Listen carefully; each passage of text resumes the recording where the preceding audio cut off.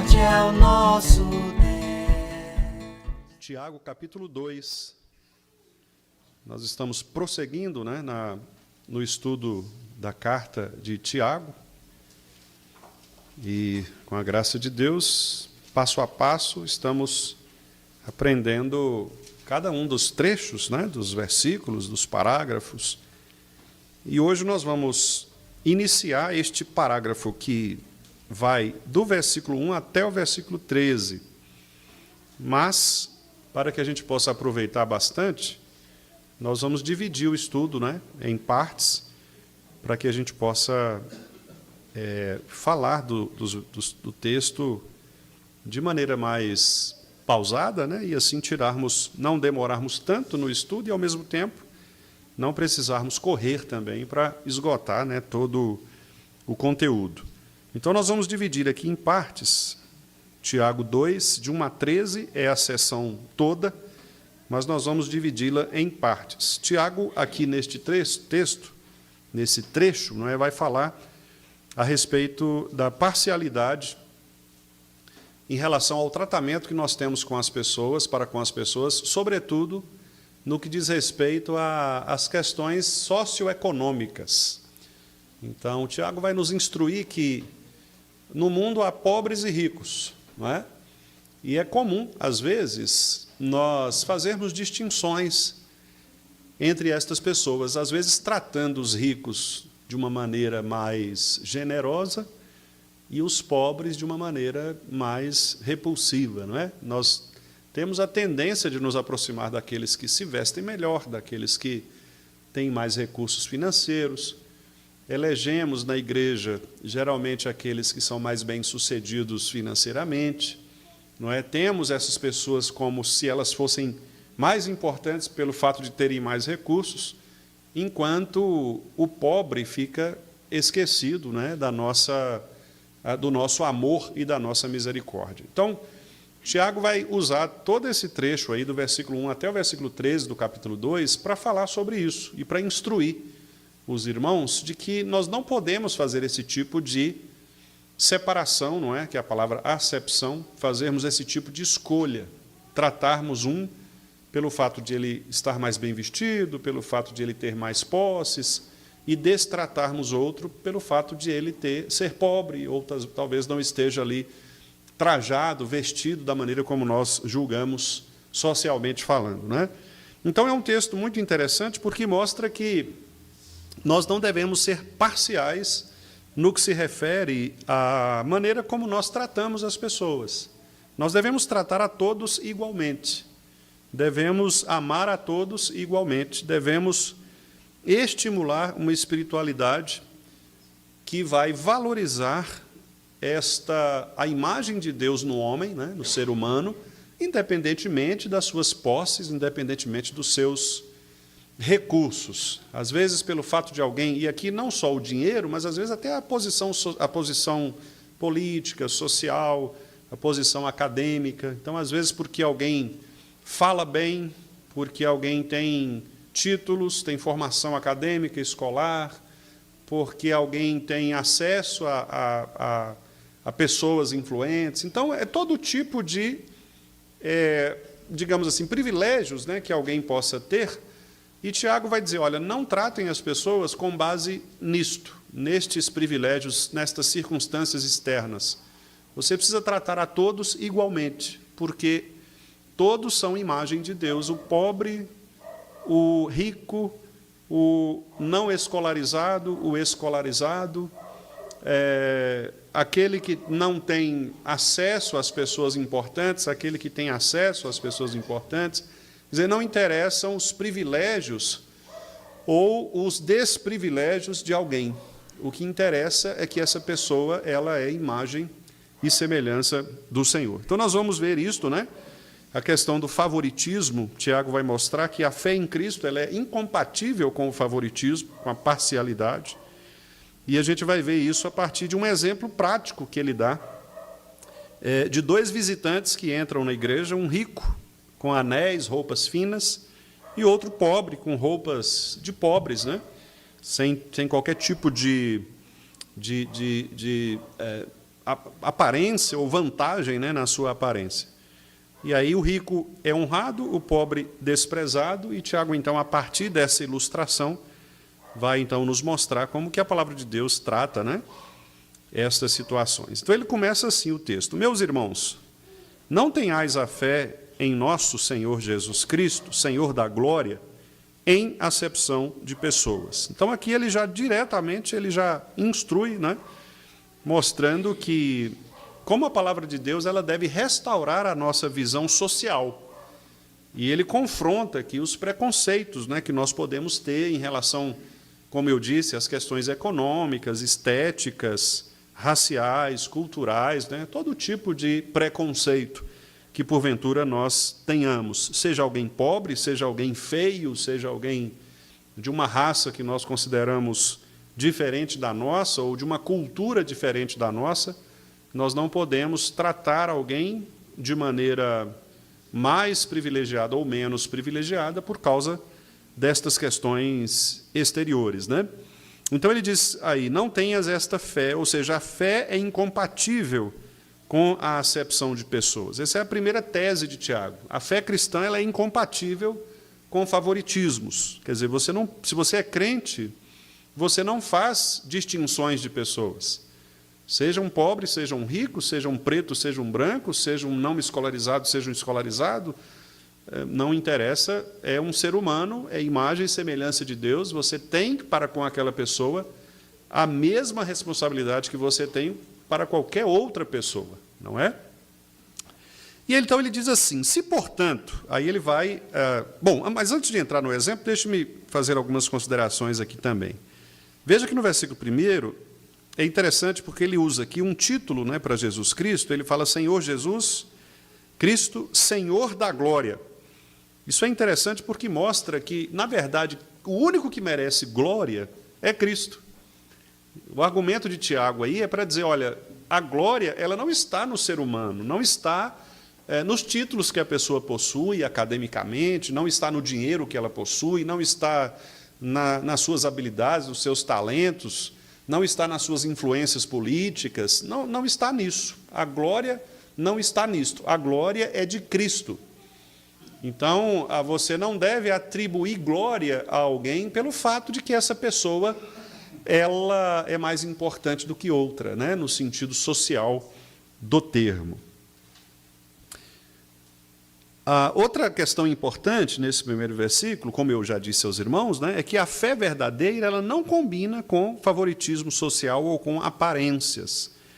Então, claramente, não é, fazer acepção de pessoas é julgar segundo critérios do mundo e não segundo a justiça de Cristo. Há um texto paralelo que eu gostaria de citar para os irmãos, que é o texto de João, capítulo 7.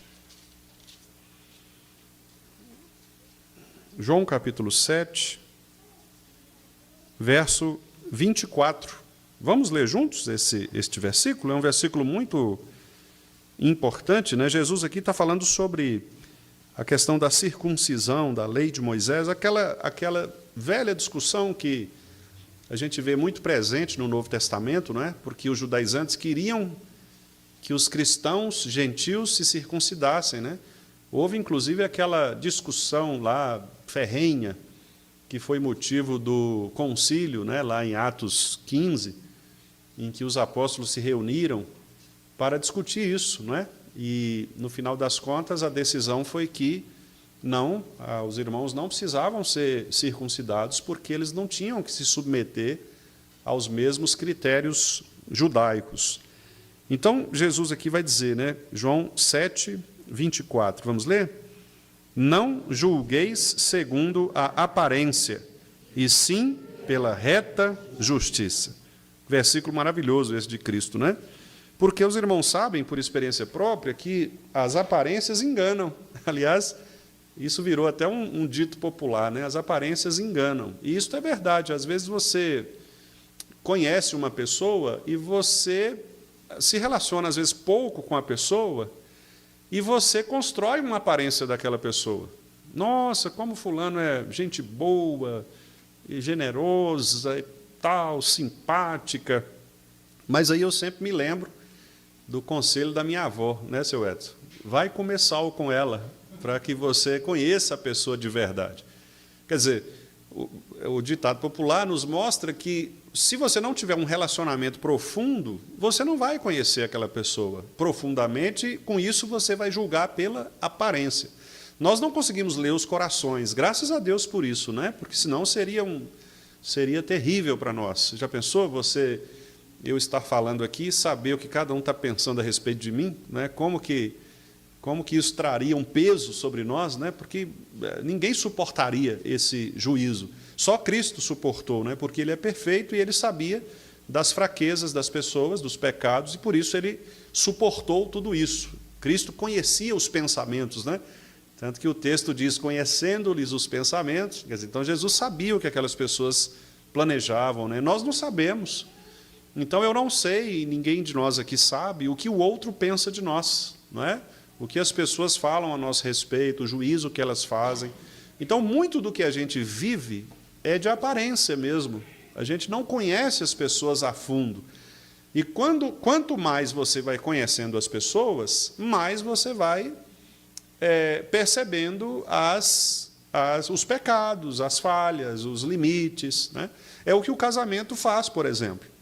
Quando você se casa com alguém, você vai perceber, de maneira muito mais efetiva, muito mais prática, né? Os limites, os defeitos, os problemas que aquela pessoa tem, né?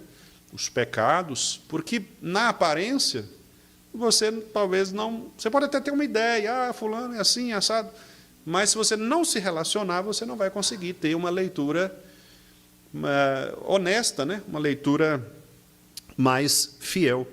Diferentemente do nosso Deus, porque o nosso Deus ele sonda o coração, ele vê o coração, né? Ele não vê apenas a aparência. Que, aliás, foi aquele conselho lá que nós temos também em Samuel, né? Quando Samuel disse, não, o homem vê as aparências, vê por fora, vê o exterior, mas Deus vê o coração, né? E por isso Davi também orou, sonda-me, ó Deus, e conhece o meu coração. Porque só Deus pode penetrar no nosso coração. Então, Tiago está nos ensinando aqui também a respeito disso, não é? A verdadeira fé, ela não combina com julgamentos precipitados, julgamentos temerários, que, aliás, aí eu levo os irmãos para outro texto, não é? Jesus, lá em Mateus, capítulo 7, versículo 1, um texto que, infelizmente, é muito mal citado, né? Muito mal citado, porque as pessoas usam este texto para dizer que nós não temos o direito de julgar as atitudes de alguém, né? Mateus 7, versículo 1. Vamos ler? Não julgueis, para que não sejais julgados. Aqui tem gente que fala, está vendo? Então ninguém tem direito de julgar as minhas decisões, eu não devo satisfação a ninguém, etc. Não é nada disso que Jesus está falando. O que Jesus está proibindo aqui é o juízo errado, o juízo temerário. Tanto que, na sequência do texto, o que ele fala? Ele repreende os hipócritas. Porque o versículo 3 fala, olha, porque você vê o argueiro no olho do teu irmão, mas não percebe a trave de todo tamanho que está no teu olho. Então, quer dizer, o que Jesus está condenando aqui? O julgamento hipócrita. É você julgar o pecado do outro, sendo que o seu pecado é muito maior do que o pecado do outro. Não é? Então, é aquela pessoa, por exemplo, que fala assim, mas fulano também não vem na igreja? Fulano não pisa o pé na igreja. Mas se ele se olhar no espelho, ele, além de não vir à igreja, ele tem outros pecados piores. Ou até vem na igreja, mas os pecados que ele carrega são muito piores do que aquele que não vem na igreja. Não é? Um deles é a maledicência, por exemplo. O juízo temerário, o legalismo, e assim vai, né? Outros pecados, porque um pecado nunca está sozinho, ele sempre vem acompanhado de outros pecados, né? Então, irmãos, Tiago está ensinando para nós, irmãos, a fé não combina com esse esquema aí de julgar as pessoas pela aparência, julgar as pessoas superficialmente, condenar as pessoas sem antes ouvir as situações, sem antes entender toda a dinâmica, não é? Porque nós devemos julgar Jesus disse lá em João 7,24, que nós lemos pela reta justiça. E o que é a reta justiça? A palavra dele, né? A reta justiça é ele próprio. Cristo é a justiça de Deus em nosso favor. Então, onde é que nós encontramos a justiça de Cristo? Na palavra dele. Então, o único juízo, de fato, permitido por Cristo é o juízo da palavra. Então, ilustrando isto, é o seguinte: se eu e a irmã Beth temos uma discussão entre nós sobre uma situação aí qualquer, sobre um comportamento que a irmã Beth julga adequado, eu julgo inadequado, ou o contrário, não é? O que deve ser o juiz entre mim e a irmã Beth? A palavra de Deus. Não é a minha opinião, nem a opinião da irmã Beth. Nós temos de nos assentar, olhar para a Escritura e tirar pela Escritura as nossas dúvidas. Ah, pastor, mas se o senhor continuar batendo o pé, que isso é assim, a irmã Beth também continuar batendo o pé, como é que faz? O que a Bíblia orienta? Chama outras pessoas para que elas possam nos orientar. Então, você vai procurar irmãos mais experientes. Se for uma questão teológica, por exemplo, vamos consultar outros pastores, consultar outros livros, outros materiais, não é? Para que isso não fique apenas na conta da opinião. Não, isso aí é só a opinião do pastor, não, é só a opinião da irmã Beth. Não, precisa ser a reta justiça, né? A palavra de Deus tem que ser o árbitro em nossos corações, diz Paulo lá em Colossenses. Então, o preconceito, irmãos, ele revela uma fé corrompida, uma fé pecaminosa. Discriminar, então, com base em classe social, cor, aparência, posição social, isso não combina com o Evangelho. Então, repare que nós não estamos aqui diante de uma pauta esquerdista, né? Nós não estamos falando aqui de justiça social, dessa coisa que as pessoas ficam falando na rua sobre levantar bandeiras, né, contra os menos favorecidos, contra isso ou contra aquilo. O que nós estamos falando aqui é que o exterior ele não deve fazer parte do nosso juízo em relação a um ser humano, porque todo ser humano ele é imagem e semelhança de Deus. Não importa que ser humano seja esse, porque o ser humano, a dignidade do ser humano precede aquilo que ele revela no seu exterior.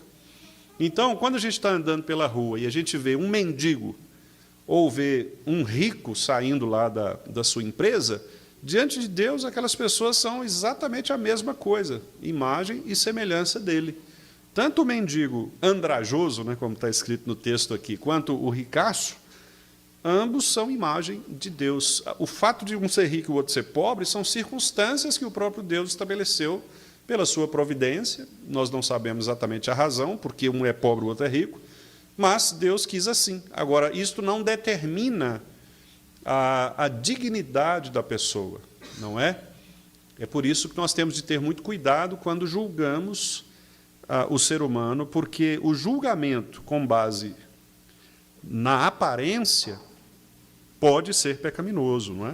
Eu estou falando pode porque, evidentemente, há situações em que a aparência, digamos assim, o revelar da pessoa indica algumas características, né?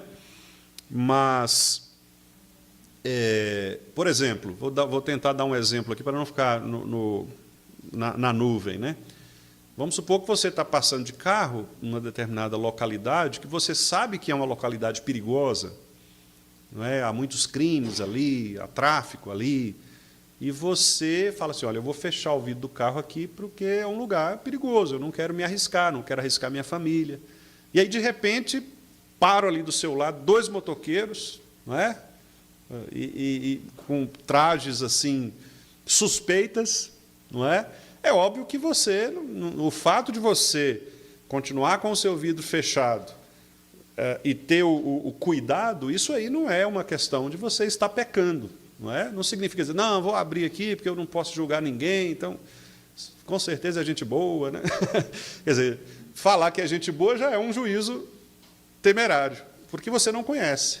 Então, a prudência, a sabedoria, óbvio, fazem parte, né, do juízo cristão. O que a Bíblia está condenando é exatamente nós tomarmos certas decisões do ponto de vista espiritual com base nestas escolhas externas. E é por isso que Tiago utiliza o ambiente de culto, não é? Ele vai usar um ambiente de culto aqui. Olha só o que ele diz aí à frente, então, versículos 2 a 4, né? Ele fala assim: se, portanto, entrar na vossa sinagoga algum homem com anéis de ouro nos dedos, em trajos de luxo, e entrar também algum pobre andrajoso é literalmente um mendigo. Andrajoso é uma pessoa muito suja, toda esfarrapada, é o que nós chamaríamos hoje de mendigo, né? Hoje não pode chamar mendigo, é pessoa em situação de rua, né? Então, a pessoa em situação de rua entra na igreja. E, ao mesmo tempo, pela outra porta, entra um ricaço, não é? É essa a ideia que Tiago está passando aqui. Aí ele fala assim: e se acontecer isso, e você tratar com deferência, ou seja, com você preferir, né? Deferência é quando você prefere alguém. Então, se você preferir o que tem os trajes de luxo, e disser para ele assim: olha, vem cá, senta aqui no lugar de honra, assenta aqui na frente, aqui, olha, tem um púlpito aqui para você, tem uma cadeira aqui que nós reservamos. E para o pobre, você vira para o pobre e fala assim: não, você pode ficar em pé aí mesmo, fica ali em pé, ou então assenta aqui, ó, abaixo do estrado dos pés, né? Porque nas sinagogas tinham não é como hoje, né, que nós temos os edifícios todos bonitinhos, no mesmo. Ali tinham os níveis, né? Então, o estrado dos pés, quer dizer, senta ali embaixo, no chão mesmo, não é? Fora do ambiente em que os principais da sinagoga se sentavam. Então, hoje, para nós, seria o seguinte: eu fico em pé na porta aí, né? Fica em pé ali, pode ficar em pé ali fora, ali, e o ricaço está aqui sentado com a gente no púlpito, não é? Então, essa é a imagem que Tiago ilustra. Aí ele diz assim no versículo 4, ele faz uma pergunta, né? Não fizeste, então, se você fez isso, você não fez distinção entre vós mesmos e vocês não tornaram juízes de perversos pensamentos?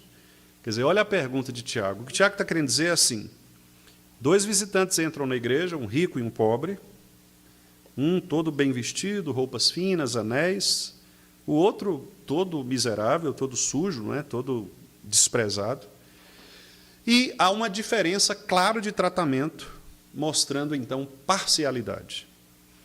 Repare que, quando Tiago cria esta divisão, essa escolha, essa acepção, ele coloca aqui um aspecto muito interessante, que é quando ele diz assim: juízes de maus pensamentos, ou de perversos pensamentos, né? Como está aí no versículo 4.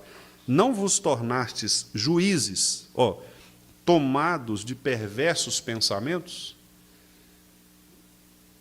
Eu não preciso citar nomes, mas os irmãos sabem que no mundo judiciário, entre os juízes, existem juízes com perversos pensamentos. O que é o juiz com perverso pensamento? É o juiz que julga com parcialidade. Então, quer dizer, vou dar um exemplo dentro da igreja.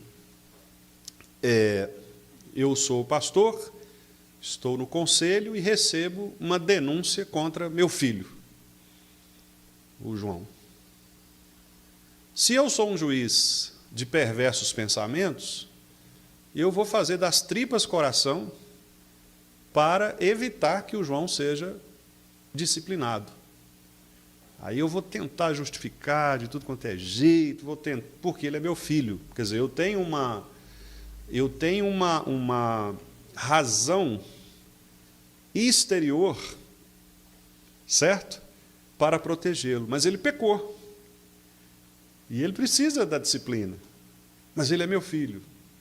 Então, há uma crise entre os juízes, porque você vai agir com parcialidade. Não é?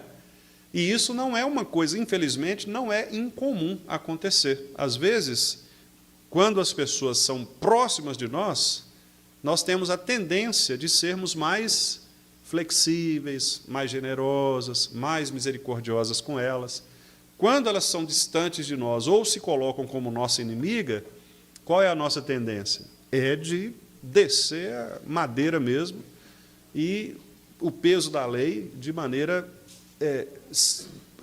sem qualquer tipo de misericórdia. Não é assim?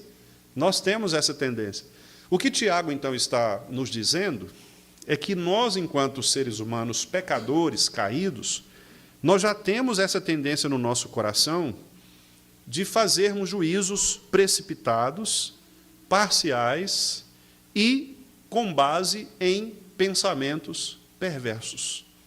Quer dizer, o que é que um coração de pensamentos perversos revela? Uma justiça, irmãos, contaminada por motivações interesseiras, motivações carnais, motivações que vão agradar apenas a mim, mas completamente distantes da palavra do Senhor. Os irmãos percebem, portanto, o quanto é importante, apenas fazendo um parênteses, né? Nós vamos ter eleições para presbíteros, né? Os irmãos percebem o quanto é importante este aspecto da irrepreensibilidade na vida de um presbítero. Porque um presbítero que é repreensível, ele pode cair em alguns pecados. Um deles é este, o pecado da parcialidade. Ele toma partido por determinada situação e ele não julga de maneira imparcial, de acordo com a Escritura. Ele julga por amizade, por apadrinhamento, porque ele gosta mais de um do que de outro. E aí as decisões que privilegiam aqueles que ele gosta são mais fáceis.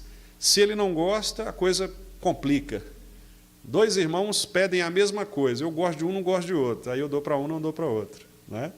Então isso é um perigo e é um pecado contra o qual nós devemos lutar. Não deve haver na igreja nenhum tipo de parcialidade, não é? Especialmente em se tratando destas questões que nós estamos, como nós estamos mencionando aqui. Deus escolheu, aí é uma questão interessante que Tiago coloca no versículo 5, para a gente caminhar aqui já para a parte final, né? Versículo 5 ele fala assim: ouvi, meus amados irmãos, não escolheu Deus os que para o mundo são pobres, para serem ricos em fé e herdeiros do reino que ele prometeu aos que o amam?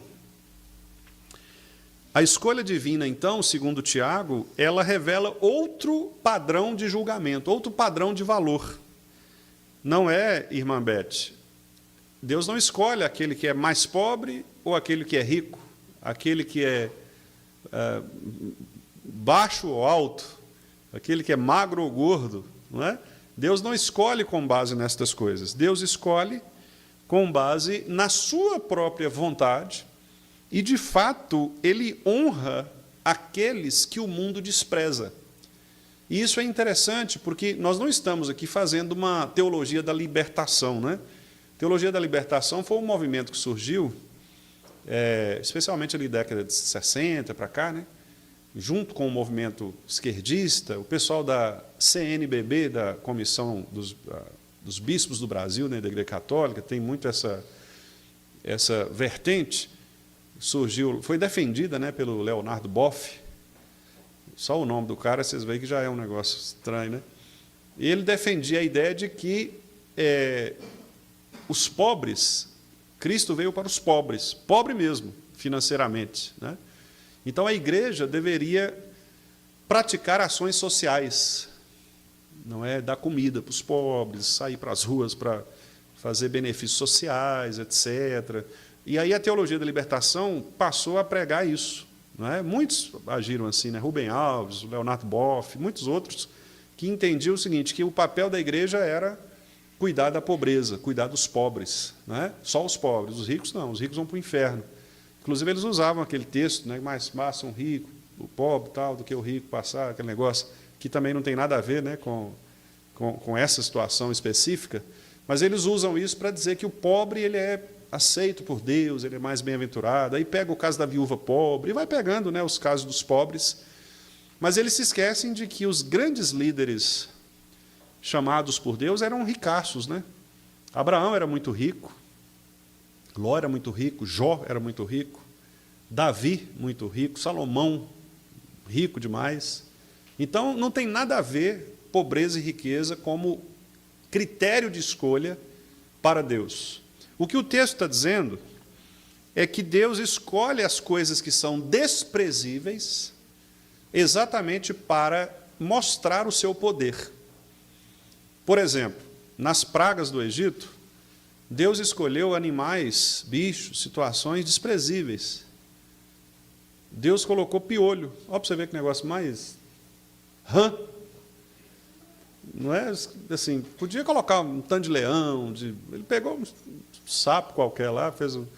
Quer dizer, Deus usa coisas assim, insignificantes.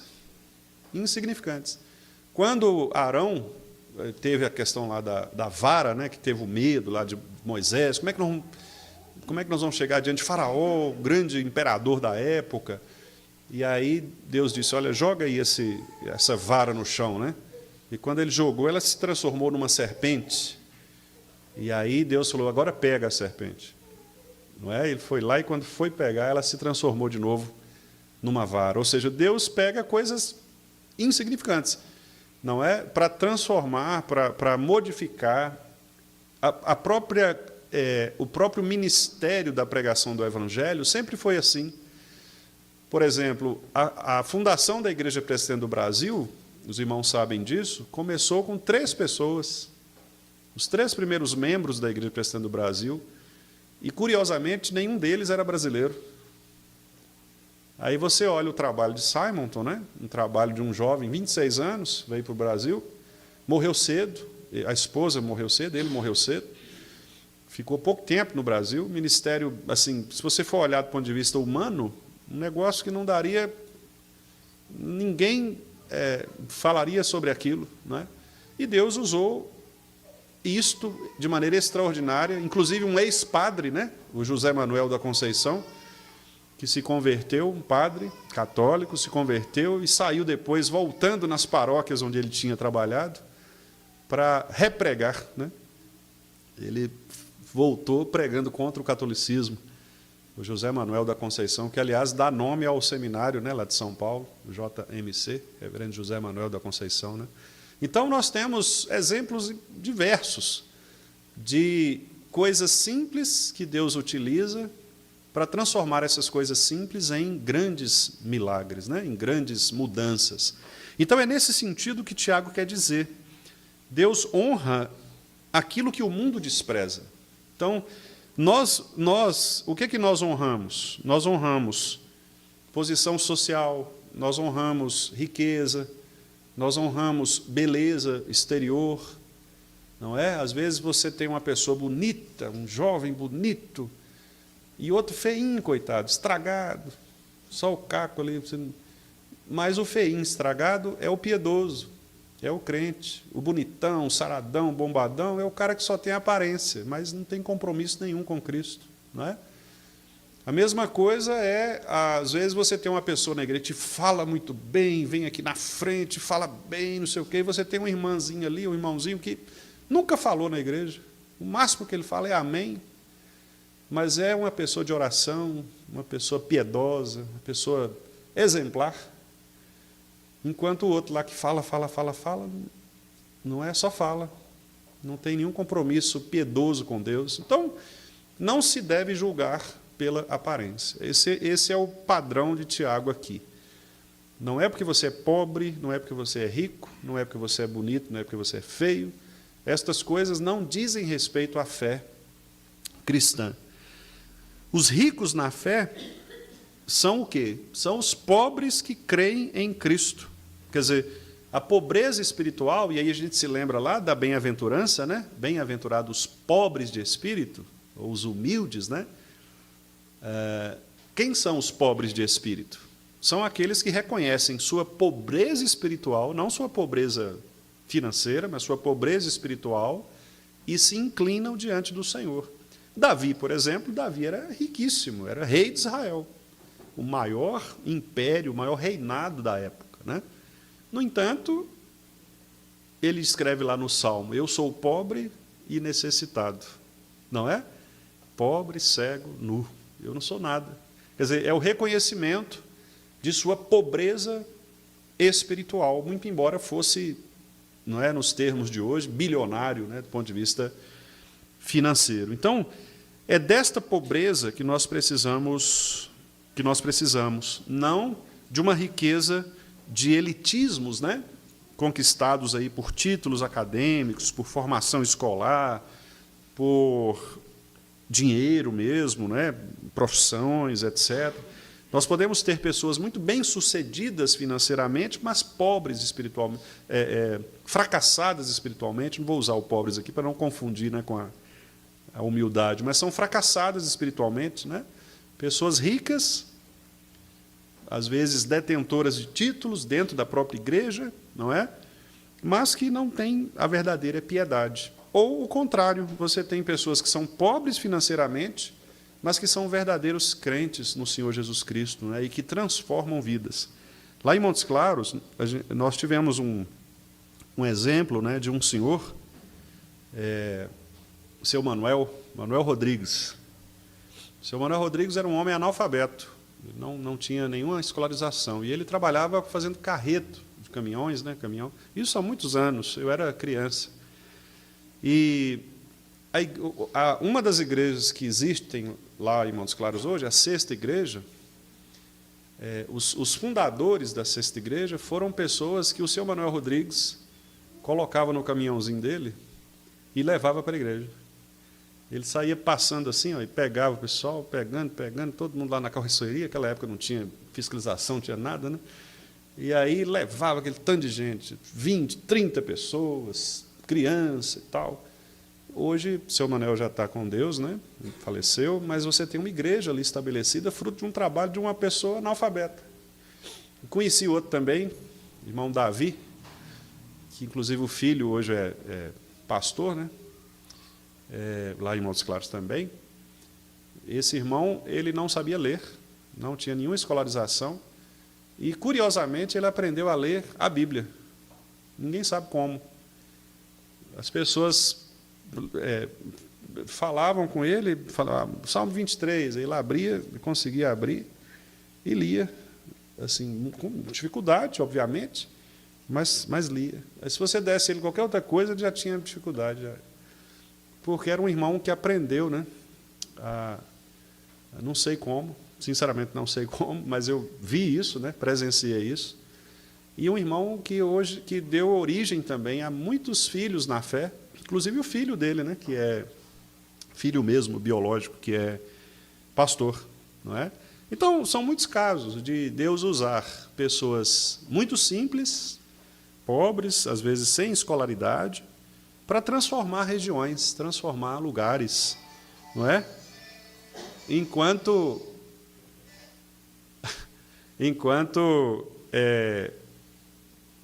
ele, às vezes, pessoas que nós esperamos, ou situações que nós esperamos, dali não vem nada, né? Então, veja aqui no versículo 6 e 7, para a gente finalizar. Entretanto, vós outros menosprezastes o pobre, quer dizer, vocês menosprezam o pobre. Mas não são os ricos que vos oprimem? E não são eles que vos arrastam para tribunais? Aqui é um tapa muito bem dado, né, que Tiago dá aqui. Ele falou, vocês ficam puxando o saco dos ricos aí deste mundo, mas são eles que oprimem vocês. Quem é que criam os impostos? Quem é que fazem as leis erradas? É a turma lá de cima. Não são os pobres, não. É gente que tem poder, que tem domínio, que tem riqueza, né? Não são eles? Não são eles que os que blasfemam o bom nome que sobre vós foi invocado? Não é? Então, o Tiago está dizendo aqui, o que Tiago está falando não é que todo rico faz isso. Óbvio que não é isso, porque senão não é, o argumento dele estaria errado. Mas o que ele está dizendo é que, em geral, quem tem o poder de fazer estas coisas, de governar, de liderar, de criar as leis, etc., são pessoas ricas. Não é? Então, o que ele está dizendo não é que a pessoa não possa ser rica e que também não existam ricos que sejam piedosos, não é isso. O que ele está dizendo é que, em geral, quem comete esse tipo de pecado, de oprimir, de ser parcial, etc., são os ricos, porque eles estão posicionados num lugar privilegiado da sociedade, não é? E é mesmo. Como eu disse aqui, os irmãos sabem que nós sofremos por causa de quê? Por causa das leis mal elaboradas e da opressão que vem de cima, não é?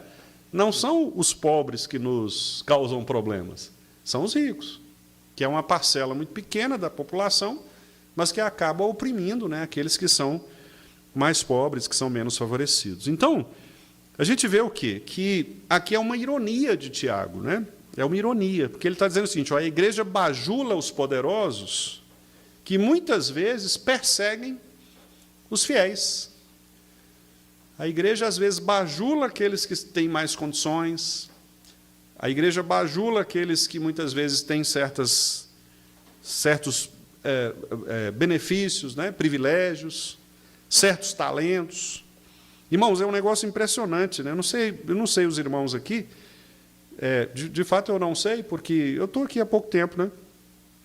Mas eu já vi situações assim, por exemplo, chega uma pessoa na igreja, uma pessoa nova, mas é uma pessoa que tem uma habilidade específica, né? Por exemplo, eu vou citar aqui um caso que eu me lembrei, né? Por exemplo, a pessoa é juiz mesmo, juiz de direito, né?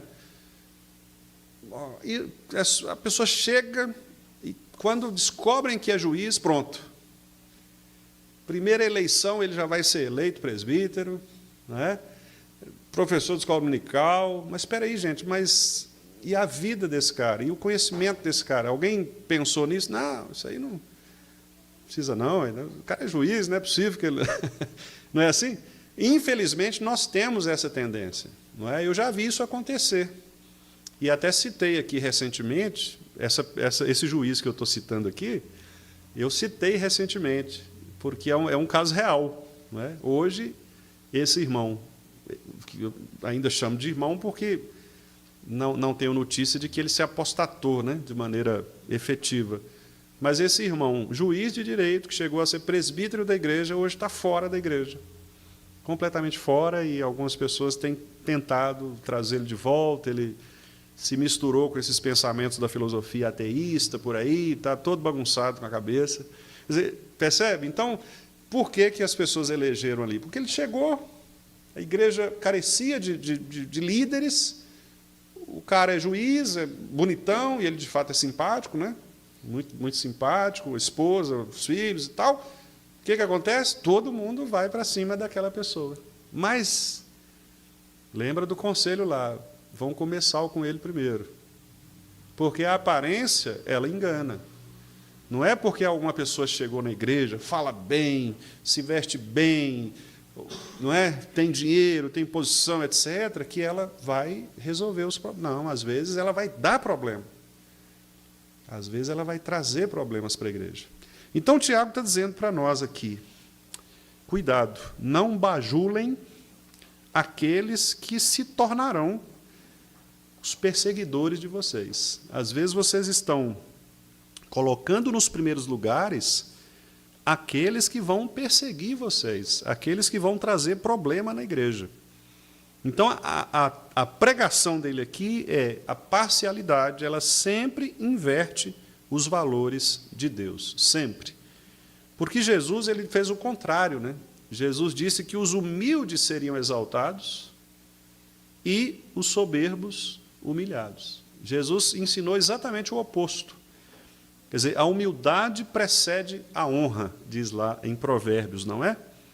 Então, vamos ver aqui o último texto, Lucas, para fecharmos aqui com a palavra do Evangelho, né? Lucas 1, deixa-me ver se é isso mesmo, 52. Exatamente. Aqui o cântico de Maria, Lucas 1, 52, Maria diz aí, derribou do seu trono os poderosos e exaltou os humildes. Então, repare que a tática de Deus, não é? E que foi ensinada por Jesus Cristo, é diferente da tática do mundo. O mundo quer exaltar aqueles que são os poderosos. E Jesus faz o contrário, né? Jesus está dizendo, olha, cuidado com os poderosos, porque eles poderão causar muitos problemas para vocês. Então, irmãos, quero finalizar aqui trazendo exatamente esta palavra, né, de que nós devemos evitar todo tipo de favoritismo ou de parcialidade dentro da igreja, não é?